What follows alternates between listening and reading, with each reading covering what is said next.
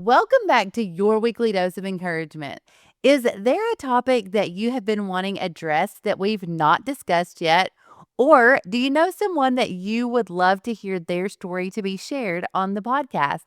Go to unashamedlyyou.com and select to contact us and send us a message or send us a message through social media. We love tackling those topics and featuring the guest that you all refer.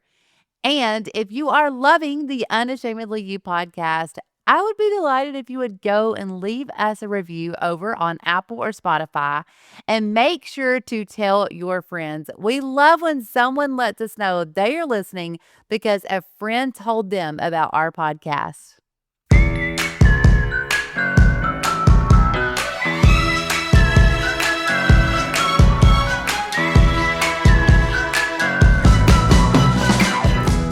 Hello, and welcome to the Unashamedly You podcast, a space to enlighten, encourage, and empower you to go out and unashamedly be who God is calling you to be. I am your host, Jamie Herndon. I pray you hear less of me and more of Him as you listen to today's episode. Let's grow together.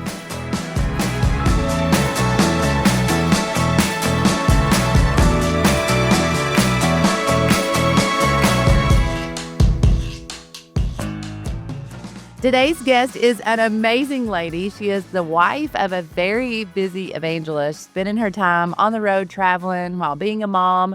I'm honestly not sure how she handles it with such grace, but she always looks like she has her life together. Her little babies always look adorable. She has a faith building testimony. She is a lady of faith. Her story is going to share that, and I cannot wait for you all to hear. Ashley Williams, welcome to the Unashamedly You podcast. It is such a joy to have you with us today. If you'll just take a moment, share a little bit about yourself and maybe some things that you guys have going on. Right, thank you. First of all, I want to say that I'm honored to be a part of the podcast. My name is Ashley Williams. I'm from Shreveport, Louisiana.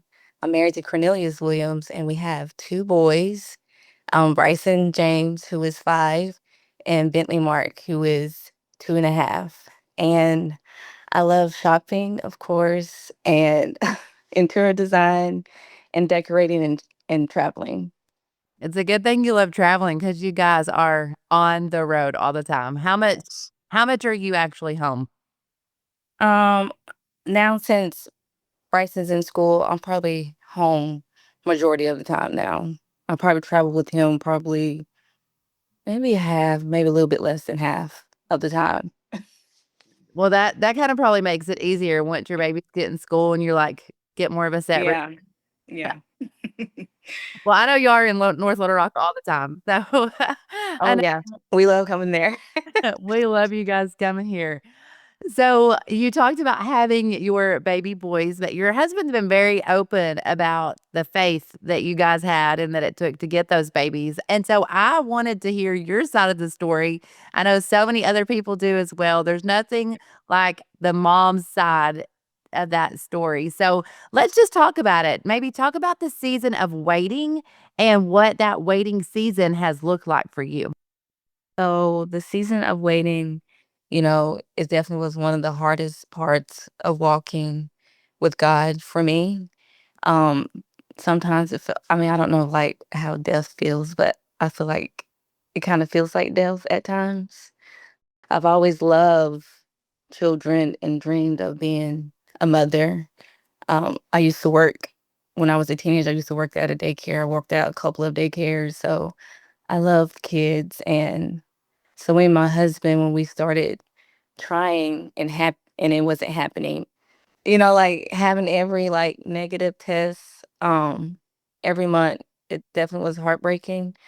And then each month felt like, a reminder that maybe it would never happen for us and maybe God wasn't going to come through. So my husband and I was married for 3 years, and we wanted to start a family. So at first I thought it would happen, naturally like it does for everybody else. But, month after month, and disappointment hit me harder than I ever could imagine. And I went to the doctor and everything seemed fine, but there was still no baby yet. And people would ask, when are y'all having kids? and not knowing the pain behind, my smile, and watching, like, we used to go to churches and my husband used to preach at different churches, and, seeing him pray for other people to get their miracles, and we were still waiting for ours. It was encouraging to see that, but, it's still heartbreaking for us because we haven't got ours yet. And there were days when I cried, days I felt like helpless and was wondering if we would ever hold our own child, but we kept trusting God and holding on to faith, even when it felt impossible. And then nearly 4 years of waiting, our miracle finally came, our first baby. And it definitely was a joy and a relief. And I felt so just, it was just a priceless moment. And today I'm blessed with two incredible boys. And I know that every tear and every prayer and every day of waiting was definitely worth it. You talking about your husband praying and having faith for other people and them having a miracle. I mean, you're trying to have a baby for 4 years. Yes. A long time Yeah. to be waiting on a miracle while preaching faith. Yes. Like he used to pray, like, we had seen cancers, removed, and he had like a friend that had a tumor. I'm like, it was like saying, like, God, we just want a baby. Like, that can't be that hard to get. So yeah, it definitely was I hard can seeing everybody else get blessed and we're still waiting. and in that season, it's so easy for the enemy to start making you think that you've done something wrong. Yes. I feel like during those seasons of waiting where you're praying, other people are getting their miracles, you're watching it happen for them, the enemy can jump on that so easily and make us feel like that we're doing something wrong. Like, in the seasons of waitings that I have been in personally, I'm like, "God, like, what do I need to get right? Like, how can I get my miracle? What am I needing to do? Like, do I need more faith?" You start thinking, "Something's wrong with me." Yes, I definitely agree. Like, I felt like something was wrong with me myself, and I was trying to do everything possible. We went on multiple fasts, was praying. I even got up every morning and, like, was doing my little shout in the morning, thanking God for my baby. I know it sounds funny right now, but I was doing anything I could to get a baby. And it definitely, yeah, God puts you in like, you get desperate, you'll do anything. You definitely will. And how did that waiting challenge or it kinda changes your sense of control? Like you said, I got married, 3 years, okay, this is our timeline, now we're gonna have a baby, and it's like, "No baby, no baby, no Right. baby," and it kinda changes your sense of control for your whole life, really. You feel like that it's in your hands and that you can control certain things, like when you're gonna have a baby, but this takes it out of your hands. Yes. So, yes, waiting definitely showed me that I wasn't in control, that, God is. And I had to learn to lean on him instead of trying to fix it myself. And there was days where I believed, with all my heart. And then other days I felt like completely defeated, depressed. And I had to realize, faith isn't just about trusting God when it's easy. It's about trusting Him when you don't understand why He's silent and why, He's not answering, like, at that moment. How did you cope with that uncertainty day to day? Like you said, sometimes you're feeling like, "Oh, I've got faith. God's gonna do it. God's gonna do it." I'm sure, like, after Sunday night services, you're like, "God's got this." Right. And then by Thursday morning, you're, Calm down. "God, where are you?" Yes, that's a good question. Yeah, some days I cried, some days I prayed, some days I did both. Like, it was just a roller coaster.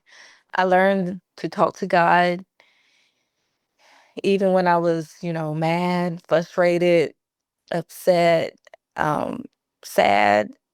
I had to remind myself that my emotions, they were valid, but they didn't define God's faithfulness. And I just remember that my mom used to always tell me, when we was going through this season, she used to say, if you don't go through your trial right the first time, you're gonna have to go back through it. And that really stuck with me, and it pushed me to keep a good attitude even when I was in this season and weary. And because it does matter how you go through trials, like keeping the right attitude definitely is something that we have to keep in mind, keeping the right spirit and stuff.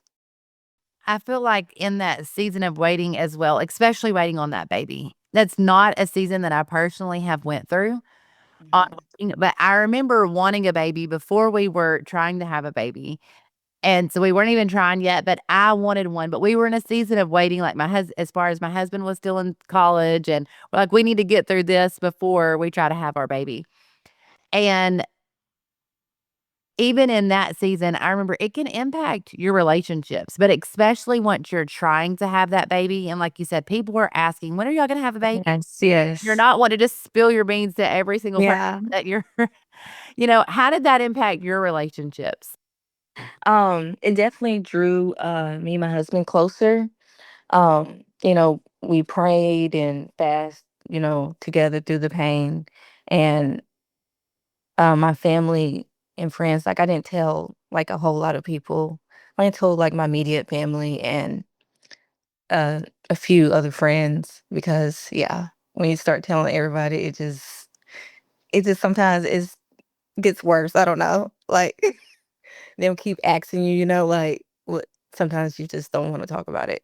But still, um, but still, it was hard hearing people asking, when are y'all having kids? That's the question always. Or some people would say, oh, I'll carry the baby for you if you can't. And I'm like, that really hurts. I mean, even though it was coming from a good, you know, out of love, it wasn't like they was trying to help. It wasn't like, but it still hurt at the same time because he's like, I want to carry my own baby. Like, I want you to have faith with me.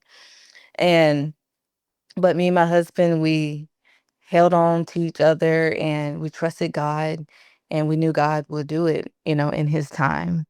Let's talk about that trust for a second. Whenever you said that you and your husband are holding on to God and you're just trusting, Hmm. that's not always easy to do. No, it's not.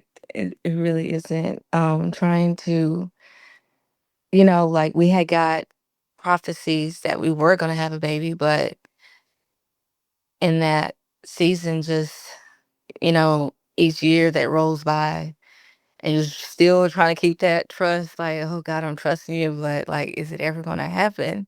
You know? Um, yeah, it definitely was hard trying to keep the faith, and God definitely, like, we wouldn't have been able to do it without God. Like, we definitely needed his strength, and that would helped us get through this, definitely. Social media is a big thing now. Everyone uses it for every announcement that they have, and seems like pregnancy announcements, and then it's not just they announce they're having a baby. Then you've got gender reveal announcement, then it's name announcements, and then it's the baby coming, and you've got all these things, and so if just a few people were posting a year, you see it constantly.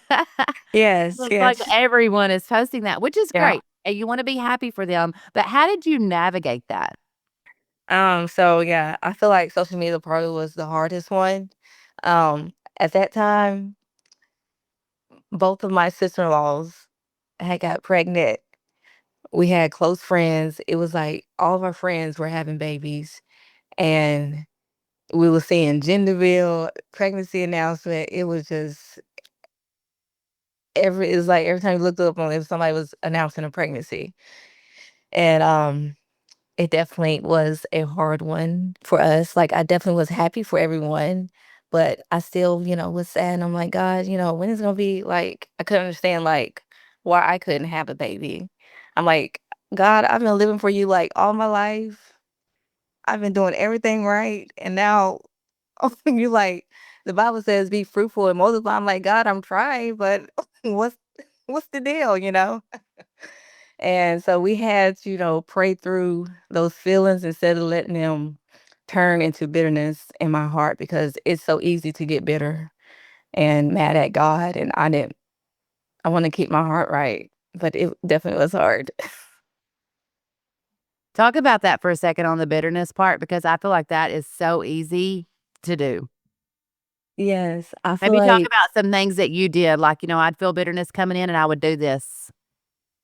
um I guess when I felt like bitterness would come in, I definitely would pray. You gotta keep praying, like you stay prayed up. Like I remember like I felt I don't know, it probably was bitterness. And I remember when my sister-in-law had her first baby, and I just felt just so, like, left out, and 'cause, inside of you will be like, "Oh, I'm just not gonna, like I don't care, like, I'm not gonna really buy her anything," you know what I'm saying? Like, just mad and stuff, but I was like, "You know what? I'm gonna conquer this. I'm gonna go do like I would do for my baby." And that's what I did, and I feel like I overcame it, even though bitterness was and anger was in my heart, and but you just do good instead of letting it control you, basically. I I feel don't like know if that makes sense. it did.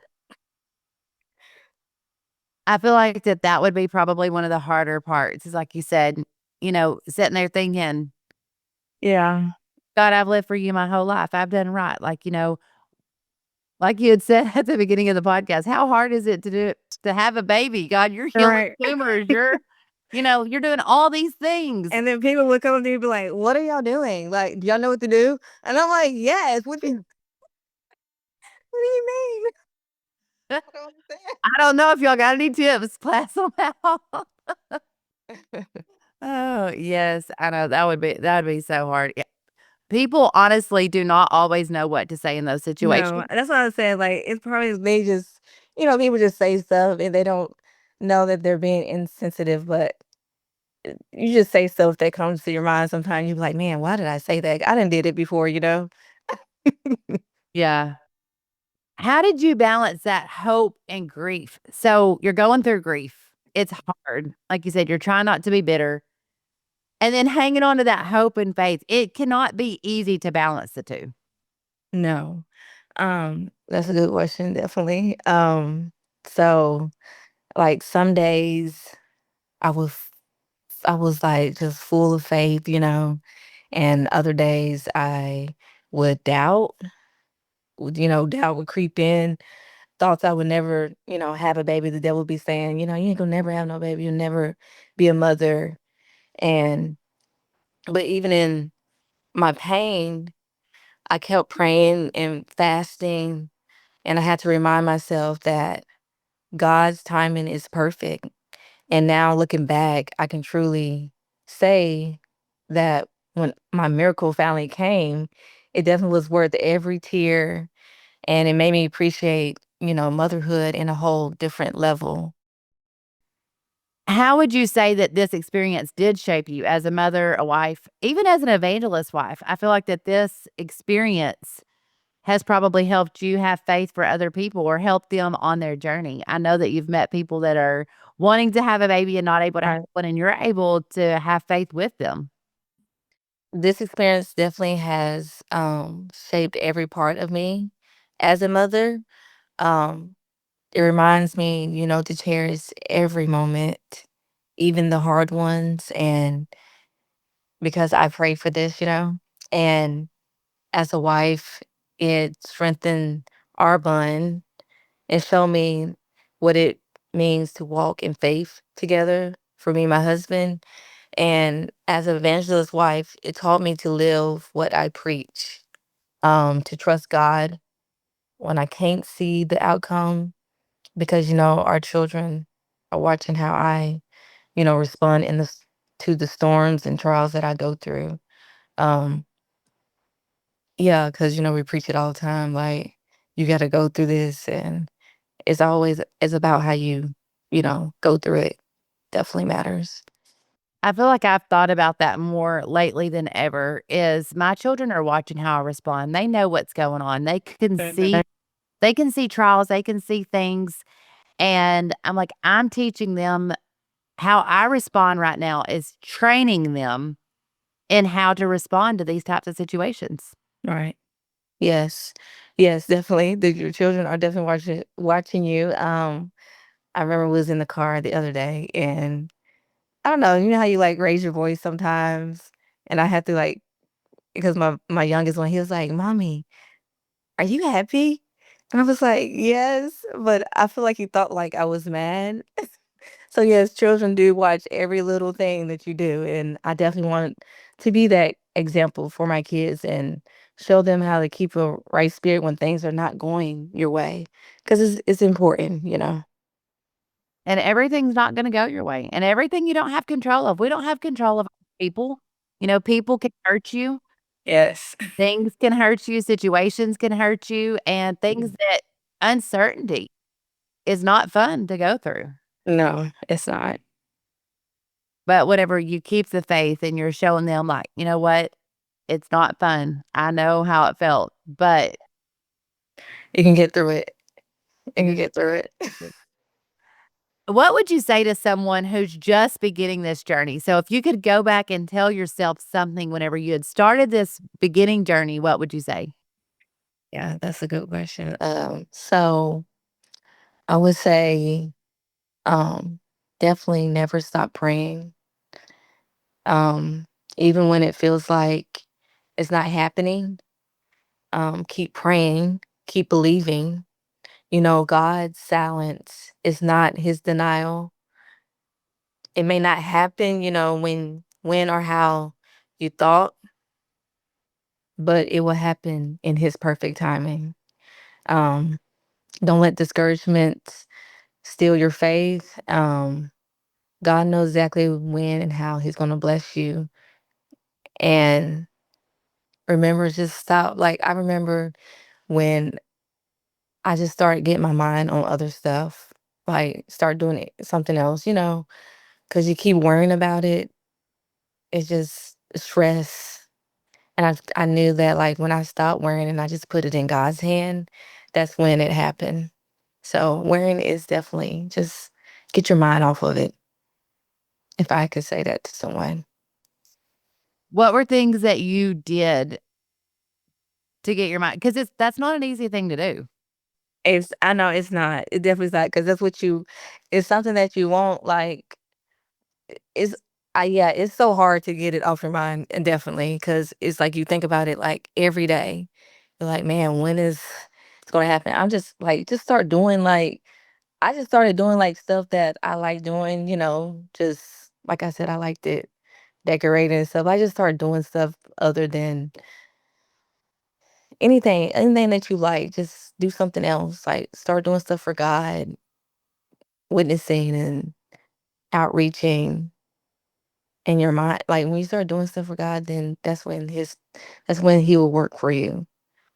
And then what would you say to yourself towards the end of your journey? You're coming up on the end of it, but you don't know you're coming up on the end of it. What would you have told yourself then? Like, girl, stop. Like, stop stop crying. Well, actually I was at the end of it, I feel like I was in a good headspace. Like I was just we was traveling. We was just, we said we just gonna stop worrying about it. Like I'm just tired. I mean, yes, I thought about it every day, but like I wasn't like just, you just obsessed with it. Just consumed. Yes. I mean, just stop crying, stop worrying. It's gonna Yeah. Yeah, it's right there. It's almost like you can feel it. Like when the blessing is like right there, it's like I had already it's like God, like, I don't know. It's just like you stop worrying about it and it just happens. It's like, wow, it was right there. And I already it's like you sense it already. you could just sense that victory was Yeah. coming. I love Yes. that. I remember one time, me and my husband, I guess it was one of those days, we was having a bad day. And I don't know if someone told him to listen to this preaching, but it was, a preaching from Brother Cody Marks. I think the message was called Divine Darkness, I believe. I don't know if you heard that message before. Um, but if you're going through something, go listen to that. It definitely, like, at the end of the message, we was bawling. Kinda basically said, like, God doesn't trust, like, everyone with trials. So it's kinda like a privilege to go through things. And I was like, "Man, I never looked at it like that." He said, like, God trusts, I guess, the ones, like, with deep, like, hard trials. Like, everyone doesn't go through hard trials. I was like, "Yeah, I do notice," like, 'cause I was like, "Man," sometimes you be like, "Man, they never go through nothing. Like, why the hell gotta be going through stuff," you know? And I was like, "Yeah." I was like, "Man, I never looked at it like that," and it made sense. And, yeah, by the end of that message, we both were, like, just crying so hard. But, yeah, if you're going through something, go listen to that message. And, I think too, that's another one of the enemy's tactics is sometimes I can think, they never face anything. I mean, it just Yes. looks like they've got I their know. and then I'll also know, I'm like, I know that I'm praying more, I'm going to the church more, I'm Right. I'm like like, I'm doing everything. that. It's like, "God, if you'll just tell me one more thing to do, I'll add it to the list of the 30 things I'm already Right. I'm do," already with someone I'll do anything at this point. I have a friend, and she told me, she's like, "I mean, if God would just lay something else on my heart for a 52-day fast, I think I've done every one in the book," you know? Yes. Yeah, that's how we felt, like, at the end, I'm like, we did everything possible, and at the end of it, I was like, "God," I remember praying this prayer, I said, "God, I done did everything. I done fasted, I don't know, multiple times, we done prayed, I done shouted every morning, I done did just so much," and I said, "I have nothing." I said, "I don't have no more. I have nothing to lean on at this point." I said, "God, you're gonna have to do it. Like, I have nothing left." And that I feel like that's when I said all that, I feel like that's when he's just like, "Okay, she right. She right." And sometimes too, I feel like that when we get to that place, it's easy for us to say, "There's nothing else for me to do." Yeah, that's where I was like, you know how sometimes you like, "Okay, I did do something," but deep down inside you're like, "I coulda did a little bit more." Like, I didn't feel like that. I was like, "God, I did everything. Like, I don't know what else to do." And then too, sometimes you think, "Well, I did this, and that's when God gave me my miracle," like he did it Yeah. on this, or he did it for this, and because of this prayer, and it was during this message. But you said yours wasn't that way. It was just all of a sudden, you're It's just all of a doing the sudden. same thing as what you've been doing, and But there. I do remember, like, I was happier, like, I was just not worrying about it. Like, worrying it's just I can say that I wasn't worrying about it. I was just like, "You know what?" I was, like, happy within myself because I knew that I said, "God, I did everything. I have nothing. No more. I have no more prayers." I'd have cried in my last year. I'd have nothing else to give, like, I was like, "God, if you want me to have a baby," I mean, and I do remember, like, this was the one of the hardest prayers to pray. I told God, I said, "You know, if you don't give me a baby, I'm still gonna love you and serve you." And that was hard to pray, 'cause, you're like, "I'm living for God, and I'm supposed to do this, like, I'm supposed to be a mom. Like, this is what you made me for." I'm like, "How?" You know? And I remember praying that prayer, and that was a hard prayer to pray, saying, "God, that I will live for you even if you don't give me a baby, if I don't have children." That was definitely a hard one to pray. That would be really hard because, like you Yeah. said, as as a woman, I mean, when my girls, from the time they're really 1 years old, they're carrying around baby dolls. Yeah. Like, they're wanting to be a mama, they're just and then now my daughter that's 13, any kid that's around, she's like, "Oh, I'll take them. 'Em, I'll hold them. 'Em, I'll babysit, I'll" it's like and you said you worked at a daycare. There's so many things that growing up as a woman, as even just a little girl, we have Yeah. this desire in us. It's God-given. He gave it to us. We were born with Yes. that. And that's what I couldn't understand. I'm like, "God." you won't like you said it in your scriptures, like be fruitful and multiply. I'm like, but I can't. Like, what's going on here? I couldn't understand that. I'm like, man, like, but it was God was. I feel like every couple has something that they have to go through, and that was me and my husband's trial, and I'm hopefully I could help someone. That's what you go through stuff to help someone else and help somebody know that to help them to know that the season is not forever. It's really not. Like, at some point, It God has to stop. God comes through. Either God, my other pastor used to say, was Phil, he used to say, Either your answer is, God's answer is yes, not right now, or is no. Is one of those three. And we have to be okay with it. Yeah, we have to be okay with yes. And that's the part that hurts the back. Like, that's what I'm saying, like that prayer. I was like, man, I have to pray that prayer. Like, God, if you don't do it, I still have to like I'm still gonna serve you. And that's hard because a lot of people, say, you know what? I ain't serving God. He didn't do this for me. But it's not about serving God is not about getting what you want. Like, it's truly like I love him for him, not for him blessing me.